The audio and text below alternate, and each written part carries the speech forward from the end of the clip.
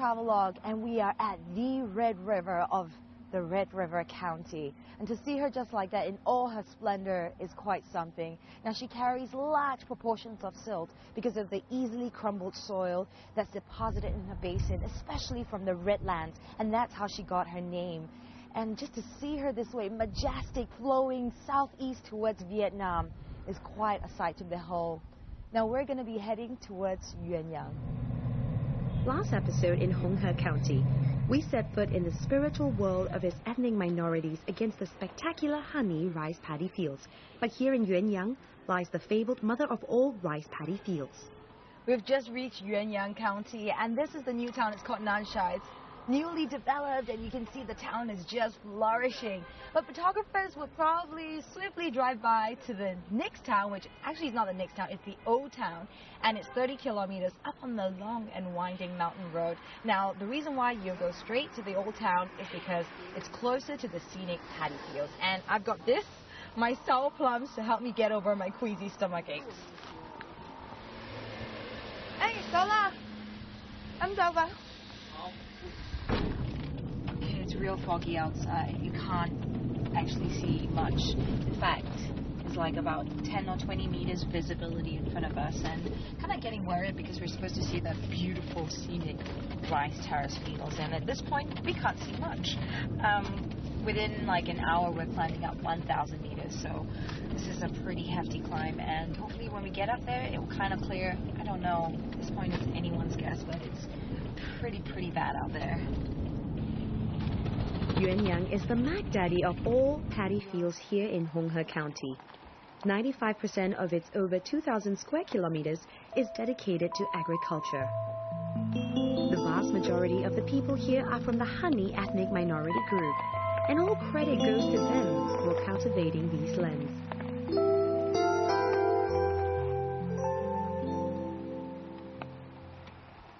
Voila, these are the very famous rice terrace fields of Yuanyang. You know, they're so well equipped to deal with tourists and visitors. They've got maps showing you where you are, where you should go for the best view of the sunset and the sunrise. And they've even got this observation deck for loads of photographers who'll be shooting their super zoom cameras into the terrace field. Of course, today is not that usual day. You know, it's hard to imagine that every square inch of this land has been painstakingly handcrafted by men. It's a man-made wonder. Grain by grain for over 1,300 years, this landscape has fired the imagination for centuries. 1,500 meters high in the Ai Lao Mountains, many paddy fields sit side by side, each with its own distinct reputation. Some fields are known to frame the money shots for the best sunrise or sunset. We are here at Duo Yishu. This looks like such an exquisite tea house. I mean, it's almost like an art museum with very interesting everyday items from the honey culture. And you know what I love about this is you can sit here with your hot cuppa. And the best part, you can look at the $1 million view of the rice terrace fields. That's life.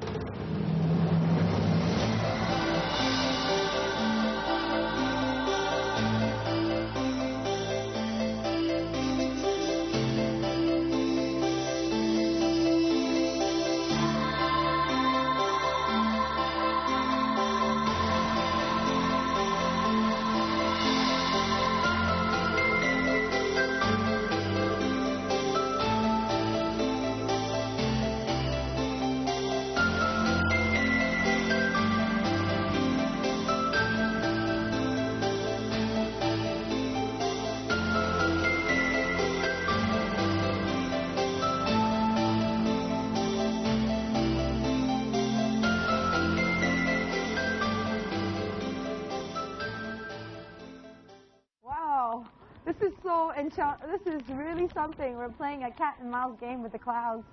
Now you can see emerging from the mist, it's going to be some fantastic, awesome, enchanting looking European style homes. And they have got beige walls and dark brown roofs, but actually they're the homes of a Honey ethnic minority. Now at this point I command the clouds with my dance to disappear. All right, it's not working, guys. We're having a really bad filming day, by the way. It's crappy clouds and cold and wet and miserable, but yeah, we get glimpses of the beauty of the rice terrace fields. With the weather not on our side, we checked in to take shelter for the night. Yuanyang is slightly more developed and visitor-ready. This hostel is a good example of a cozy family-run affair. It's easy to find a contingency hideout while waiting for the weather to turn. So if you get caught in a wet and clammy day like this, the best thing to do is to check into a hostel like this. They've got a couple that's in the nearby villages, so you can choose from them. And the best part about this is that you get warm meal cooked from a very nice, hospitable family, basic room with shower, and of course you might even make new friends. Sunny's guest house is a stone's throw from Duoyishu village. This mother and son team is the ultimate hostess with the mostest, warmly receiving their guests. Their homely vibe is hard to beat, but the prize is catching the jaw-dropping view of the paddy field sunrise and sunset right on your balcony. Did you find there was a language barrier? Was it easy to get around? I went with, there's a China person here who speaks English to bring us there. So you had a tour guide. Very good. Yuanyang attracts a steady stream of foreigners who are ever ready to brave the roads. These backpackers tell me that this cheap and cheerful hostel is one of their favorites.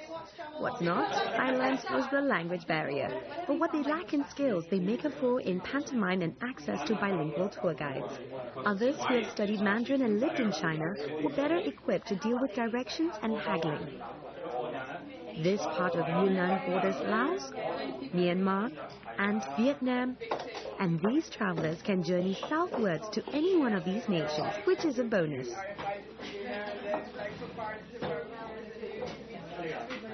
That's the best by far in Southeast Asia. Yeah. Although this is where I got the song from in Laos. They did the tubing. When you sing the tubing, did you do that?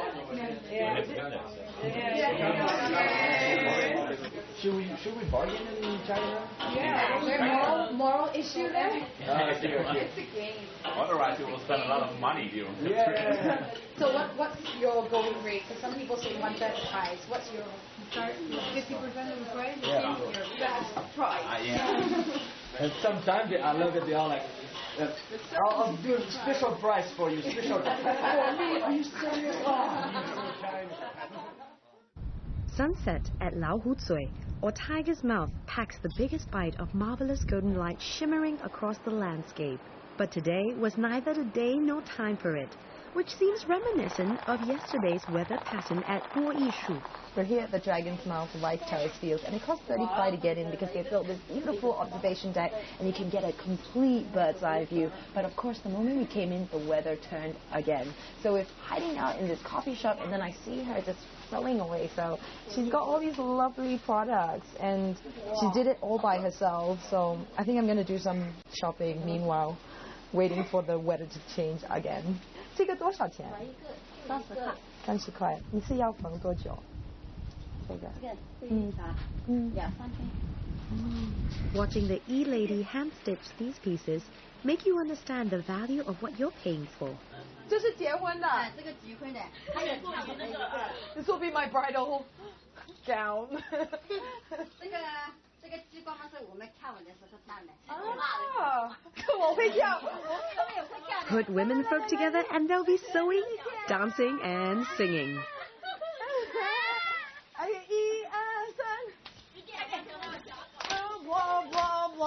don't know what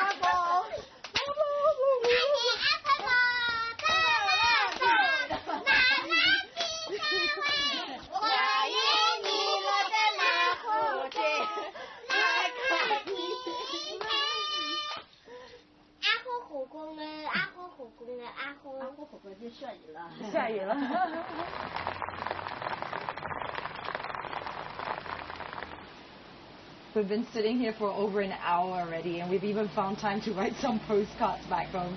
Looks like the weather is really not going to turn, and you know, we have to go on with our plans, and we're going to head on down to Lichuan. So I'm just going to dot my postcards and put little hearts to Mummy now.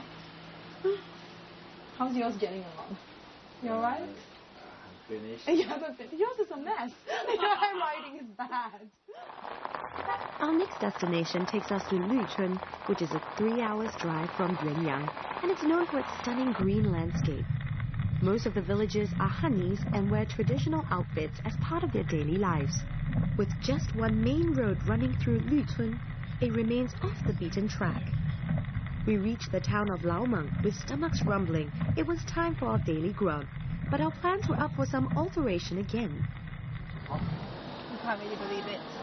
There's a landslide that happened just down the road as we're going to Lichuan, and that's it. That's the end of our trip. Well, no, not exactly. We're not going to be heading down that direction, but we are here in Laomeng, and what we're going to do is we're trying to find a place where we can get lunch. And good thing about it, you can see like there's people out, you know, there's like a market day of sorts. That's what we heard on the street. And cars and trucks are just turning back because they can't go down that way. And right now my director and driver, they're trying to find an alternative route. At least I'm not even going to say where else we're going to go at this point, but we're just going to go get lunch. So at least that's settled for now. It turned out to be rather fortuitous to have a stopover here, as the Zhuang, Miao, Yao, Hani, Yi and Bai came out in full force with their colorful costumes and tribal headwear. To see about 6 different ethnic minorities mingling and trading here is certainly surreal. Sunday is a market day here, and certainly not one of rest. It's a big event for the villagers who want to sell their produce and stock up on other provisions. A weekly affair sees a regular assembly of goods and people converge in Laomeng that makes a perfect photo moment. If you are coming by public transportation, it costs only 20 RMB and it's a short 2 hours drive from Yuanyang County.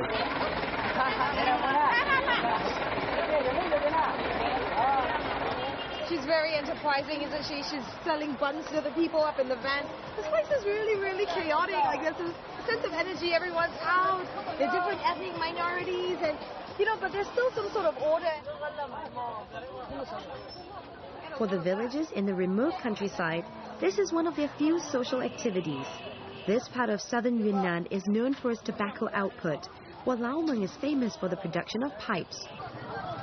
Although we couldn't venture out to Luchun, our timing seemed impeccable. Walking around this part of China reminds me of Southeast Asia, and rightly so, since influences from neighbors have spilled across the borders. All the ethnic minorities are out in full force. Does it feel like China to you? Yeah. That's what I keep saying to my friend. Like, are we in China now? Yes, we're in China. Every day, it's fun. Yeah. As Laomeng lies close to Luchun, it's a natural indicator of what lies ahead in that vicinity. That certainly helped to make up for missing out on Luchun as a destination, as this is an equally spectacular treat. This is great. It's like an authentic ethnic fashion show. You can see lots and lots of different colors here in the street. Now, the sun is finally out in this Sunday market here today. And although earlier on we didn't actually get to see anything at Tiger's Mouth, but this is fantastic. I think it makes up for whatever that's happened. When journeying through this area, be prepared for any sudden change in your travel plans due to weather and road conditions. I say it once and I'll say it again. Nothing is more important than safety here. Though visiting a far-flung village sounds like a grand adventure, do as the locals do and only venture out when in the clear. All the like massive buses, they can't go through. So we don't know, but we just know that they've stopped the road. So what we're going to do is we're going to go to Jingping. Jingping's like 100 kilometers, which is like.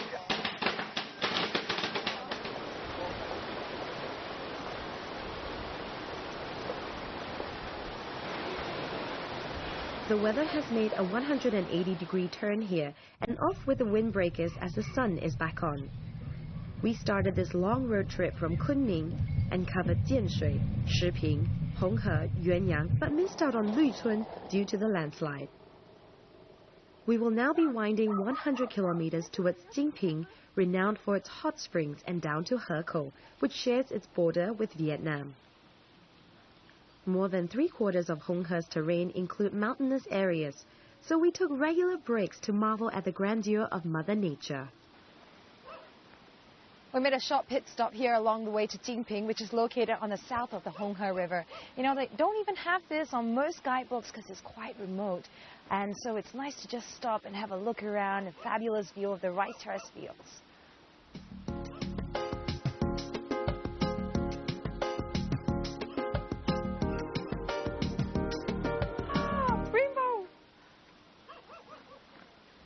It took us 3 hours to travel 100 kilometers, and the sky was getting overcast. We finally reached Jinping town and checked in for the night after having spent almost a day on the roads. As we made our slow ascent, nature gave us some comfort and breathing space. We were literally a stone's throw from Vietnam, as it's just tucked around the corner. Good morning. It's time to do our daily grind and hit the road. Jinping is a county that borders Vietnam, and it's literally your gateway to Southeast Asia. Now, if you're driving through, the main town is well developed, and you can find lots of good accommodations, and that's exactly what we did last night. We had a superb night's of rest because the air here is crisp and fresh, and we were meant to go to the hot springs, but unfortunately our MPV is too low for the roads, so you probably want to come with a 4x4. It's a better bet. Now what we're going to do is we're going to head up northeast towards the highway, and we're going to go on a straight stretch of road, and that's got me super excited because I got enough of that winding road. So that's what traveling is all about. You got to roll with the punches.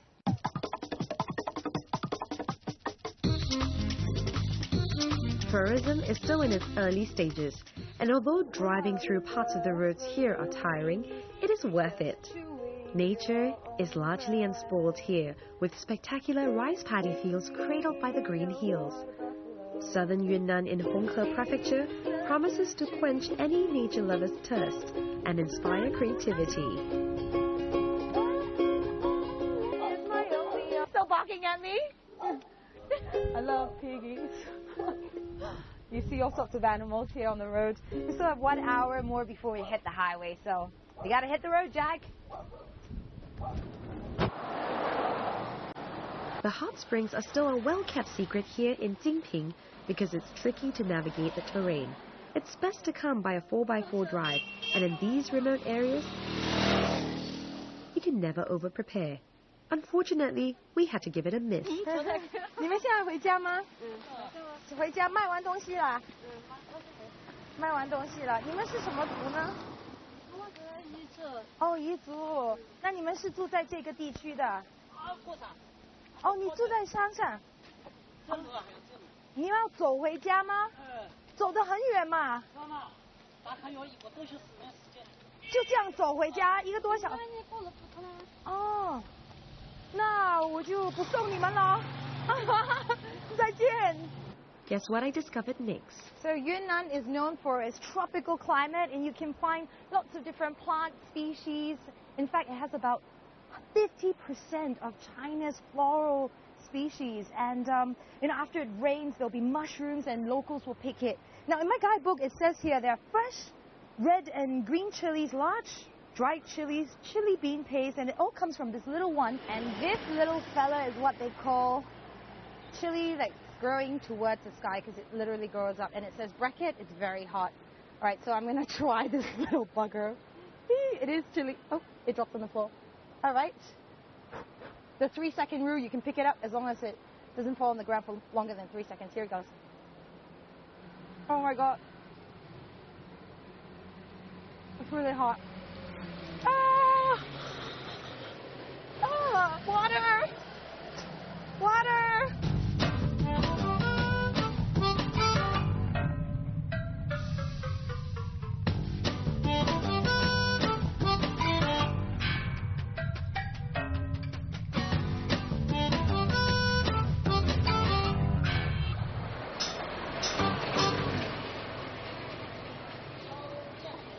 So we just ordered our lunch, and we've stopped up in this little joint.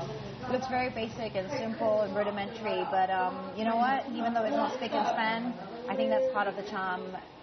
Where we are right now is still quite some distance from the highway because we've been driving pretty slow, and I think that's quite important, especially when you're going up and down the winding roads.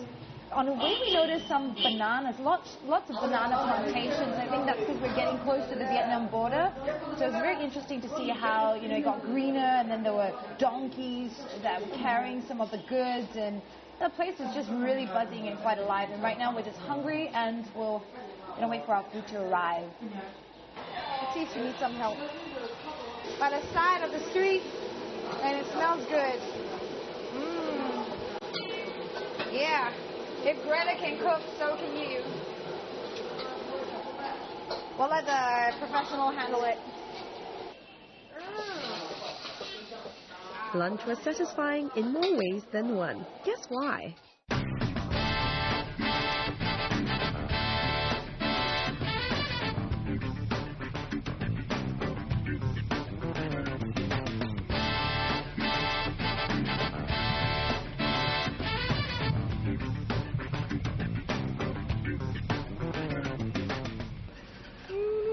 Okay, so this looks completely mad right now because we're stuck in a jam. And in fact, I'm losing my mind. We've been sitting in here for a very long time. It was a good decision that we had lunch because the van that we saw about 2 hours ago is just in front of us. So basically, they've been stuck here for an even longer time, and there's nothing that we can do but wait it out and just amuse ourselves and just hope that we get through. Apparently there's a metal scaffolding that fell on this other van, so if you're up on this winding road, if one car, one van is in trouble, that's it. The whole line of us is just chock-a-block.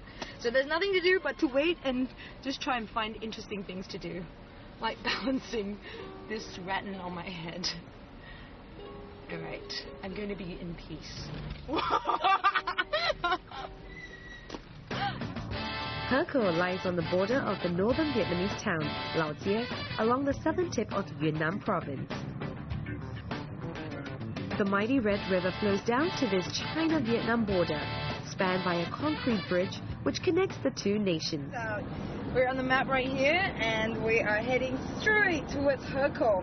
And if you look at it here, this is the expressway, which we are currently on now. So we're going to be sitting for about 80 kilometers until we get to Herco, which is like literally on the gateway to Vietnam. So it should be interesting to see what the border cross-cultural influence is like. But for now, I'm super happy.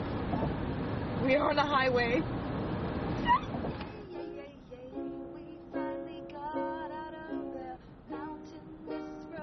Herco lies on the border of the northern Vietnamese town, Lao Jie, along the southern tip of Yunnan province. The mighty Red River flows down to this China-Vietnam border, spanned by a concrete bridge which connects the two nations. Herco is abuzz with cross-border trading activities, benefits that comes with its strategic location. If buying and selling is as hot as its climate, then Vietnam Street heats up the shopping by a couple of notches. Stretching over 1,000 meters, find everything and anything made in Vietnam. It's getting late, but the night market is still open for business.